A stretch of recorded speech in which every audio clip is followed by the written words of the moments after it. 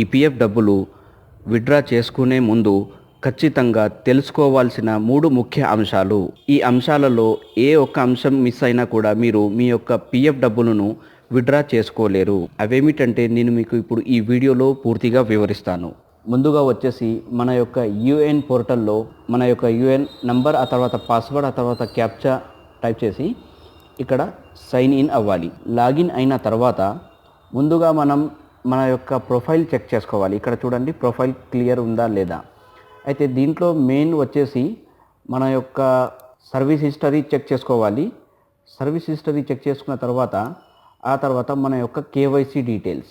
అయితే ఇక్కడ నేను చూడండి, కేవైసీ అనేది కంప్లీట్ అయి ఉండాలి.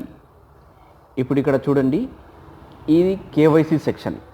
ఇందులో వచ్చేసి bank account number, pan card, అదేవిధంగా ఆధార్ కార్డ్, ఇవి 3 ఖచ్చితంగా అప్డేట్ అయి ఉండాలి.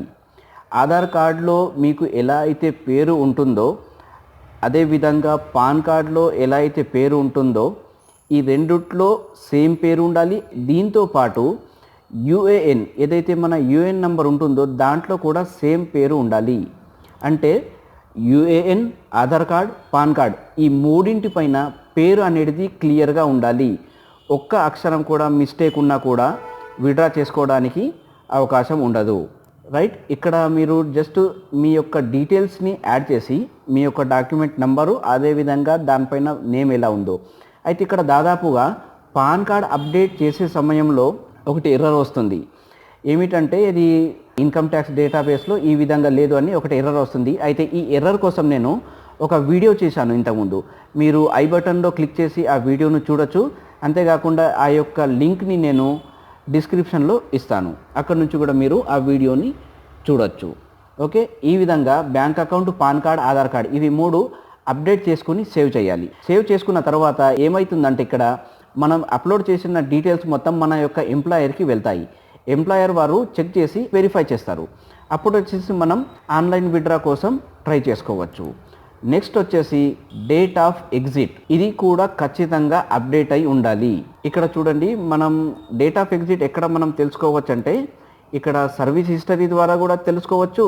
అదేవిధంగా ఆన్లైన్లో క్లెయిమ్ ఫామ్ పైన క్లిక్ చేసి కూడా ఇక్కడ నుంచి కూడా మనం చెక్ చేసుకోవచ్చు. అయితే నేను ఇక్కడ చూడండి మీకు సర్వీస్ హిస్టరీ ద్వారా చూపిస్తున్నాను. ఇది వచ్చేసి మన యొక్క పిఎఫ్ ఐడీస్, ఇవి 2 ఉన్నాయి. ఇంతకుముందు నేను కంపెనీలు మారాను కాబట్టి ఇక్కడ 2 చూపిస్తున్నాయి.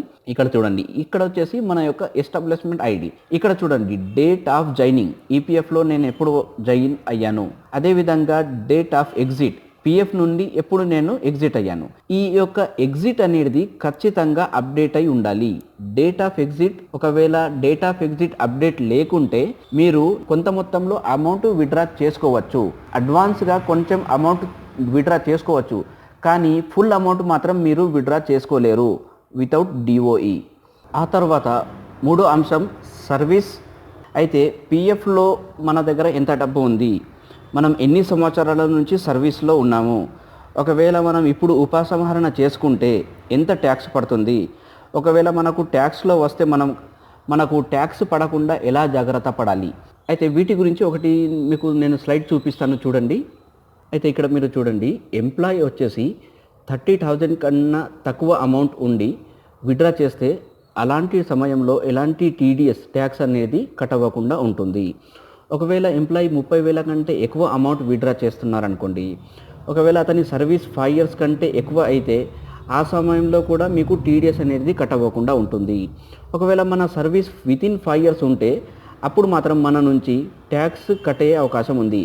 అయితే ఈ సందర్భంలో ఏం చేయాలంటే ఇక్కడ చూడండి, ఒకవేళ మనం 5 years కంటే లోపే సర్వీస్ ఉంది మన సర్వీస్, అదేవిధంగా మనం పాన్ కార్డ్ అప్డేట్ చేయకుంటే దాదాపు చూడండి 34.60, అంటే దాదాపు ₹1,00,000 ఒకవేళ మన దగ్గర పిఎఫ్లో ఉంటే 34,000 ఇలానే ట్యాక్స్కు వెళ్ళిపోతాయి. అయితే ఇంత ట్యాక్స్ కట్ అవ్వకుండా మనం ఏం చేయాలి అంటే పాన్ కార్డ్ని ఖచ్చితంగా అప్డేట్ చేసుకోవాలి. పాన్ కార్డ్ అప్డేట్ చేసుకున్నంత మాత్రాన కూడా ట్యాక్స్ కట్ అవ్వదని కాదు, ఇంకో దీంట్లో లింక్ ఉంది. ఇంకోటి ఏమంటే ఇక్కడ చూడండి, ఒకవేళ పాన్ కార్డ్ సబ్మిట్ చేసినా కూడా మనం ఫామ్ 15G అప్డేట్ చేయకుంటే మళ్ళీ 10% ట్యాక్స్ కట్ అవుతుంది. అయితే ఈ 10% కూడా ట్యాక్స్ కట్ అవ్వకుండా ఉండాలంటే మనం ఏం చేయాలి, ఫామ్ 15Gని డౌన్లోడ్ చేసుకొని మొత్తం ఫిల్ చేసేయాలి. ఫిల్ చేసిన తర్వాత మళ్ళీ పీడిఎఫ్లోకి మార్చేసి అప్లోడ్ చేసేయాలి. అప్లోడ్ చేస్తే అప్పుడు కూడా మనకు ట్యాక్స్ అనేది కట్ అవ్వకుండా అమౌంట్ మనకు వస్తుంది. ఇంకో కండిషన్ ఏముందంటే చూడండి, ఒకవేళ మనం ఒక ఓల్డ్ పీఎఫ్ నుండి న్యూ పీఎఫ్కు ట్రాన్స్ఫర్ చేస్తే అలాంటప్పుడు ట్యాక్స్ ఉండదు. ఒకవేళ టెర్మినేషన్ ఆఫ్ సర్వీస్ అంటే మామూలుగా అయితే మనం హెల్త్ బాగా లేకనో లేదా ఇంకా వేరే ఏదైనా రీజన్స్ ఉంటాయి, లేక కంపెనీ క్లోజ్ అయిపోయింది, అది మన కంట్రోల్లో లేదు కాబట్టి అలాంటి టైంలో కూడా మనకు ట్యాక్స్ కట్ అవ్వకుండా మనం అమౌంట్ అనేది మనం తీసుకోవచ్చు. ఈ విధంగా మనం ట్యాక్స్ కట్ అవ్వకుండా కూడా మనం జాగ్రత్త పడవచ్చు. ఒకవేళ 5 years దాటితే వాళ్ళకి ఎలాంటి ప్రాబ్లం ఉండదు, డైరెక్ట్గా వాళ్ళు విత్డ్రా చేసుకోవచ్చు. వితిన్ 5 years ఉంటే మాత్రం ఇవన్నీ షరతులు ఉన్నాయి. అయితే ఈ యొక్క పిఎఫ్ విత్డ్రా చేసుకునే ముందు ఇలాంటి జాగ్రత్తలు మీరు తీసుకోవాలి. Okay, thank you.